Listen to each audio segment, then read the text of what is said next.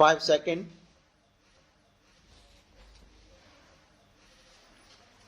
Start. Mr. Vice Chairman, first of all, I must place on record my grateful thanks to the University Grant Commission for the work that they have done for the advancement of higher education. They have done good work and in full cooperation with the Education Ministry. This, I think, must encourage state government to establish University Grant Commission or committee in their respective states. What the government needs most is the coordinated effort of the Autonomous University Grants Commission working in harmony with the state government and university authorities. Coordinate effort are need to bring about the certain uniformity in the standards of university education. Without that, our educational advancement is bound to suffer from various tensions and difficulties. I do agree with my friend that the annual report under decision is rather a dull report. At least it is not as bright as the two previous reports were. In the previous two reports, the University Grant Commission invited the attention of the nation to certain academic problems, to certain educational needs.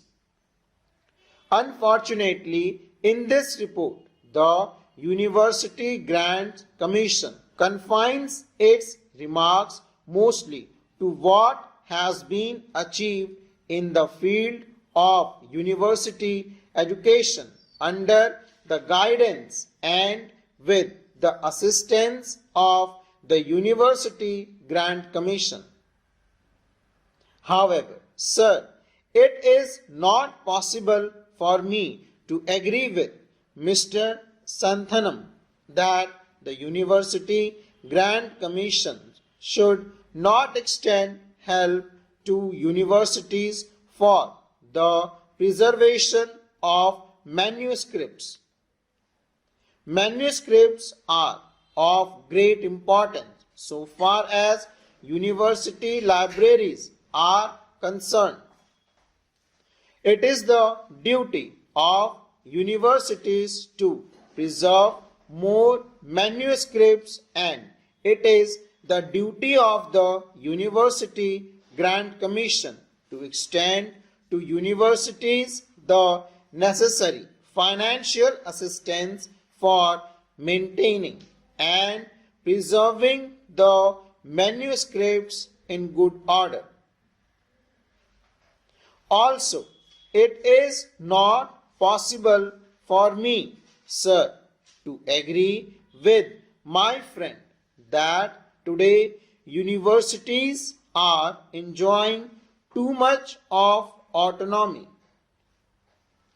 I agree with the University Grants Commission, which 2 years ago remarked that freedom is vital for education and democracy, and I personally feel, sir, that no one plea or the other university autonomy and academic freedom are being restricted rather than being extended as they must be.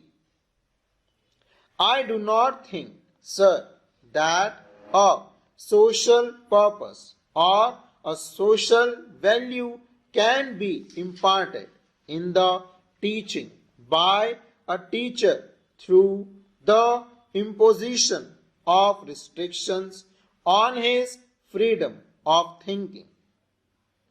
I feel that teachers need academic freedom for discharging their duties in an efficient way.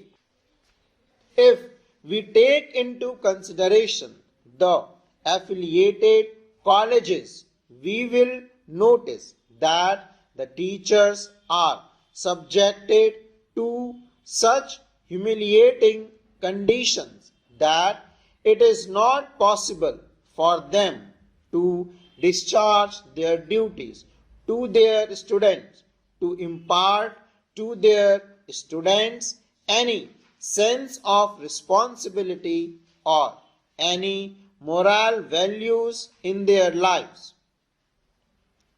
I therefore, sir, feel that it is necessary to be more careful about the preservation of academic freedom to teachers.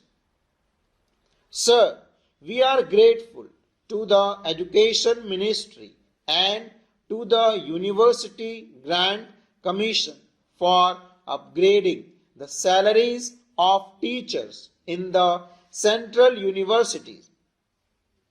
Yet, a great disparity prevails in the salaries of teachers of central universities and state universities and affiliated colleges, and this disparity is causing a lot of heartburning and a lot of difficulties.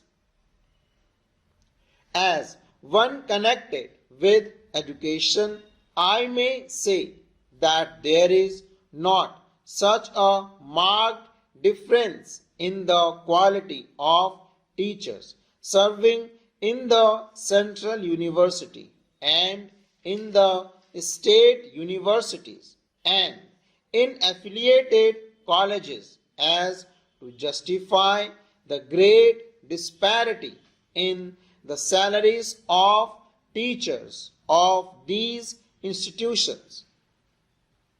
I feel, sir, that we must keep in our mind the remark of the University Grant Commission made in their earlier annual report with regard to teachers' salaries. We are not only to provide adequate salaries to teachers of affiliated colleges, but also to teachers of secondary schools.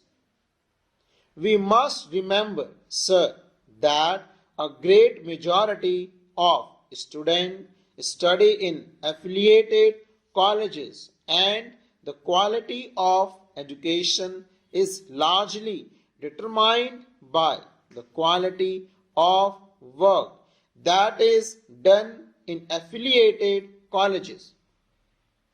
For improvement in the quality of teaching, improvement in living conditions is also very necessary.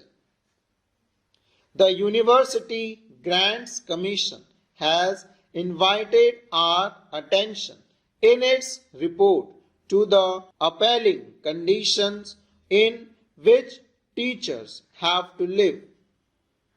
But unfortunately, the University Grants Commission has to admit that it does not seem likely that we shall be able to make anything more than the marginal contribution towards this practical need.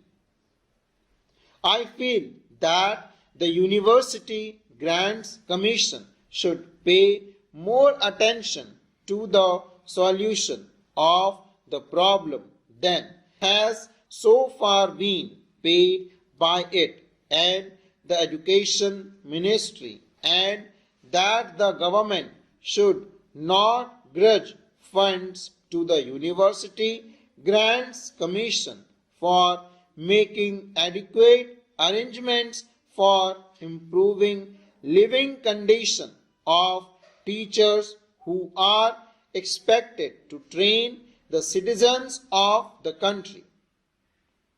Sir, in the University Grant Commission report, it is maintained that rupees 12,000 should be granted to every affiliated college for the welfare of the teaching staff and that efforts should be made to provide them with quarters and that too in the vicinity of the college where they teach, full stop.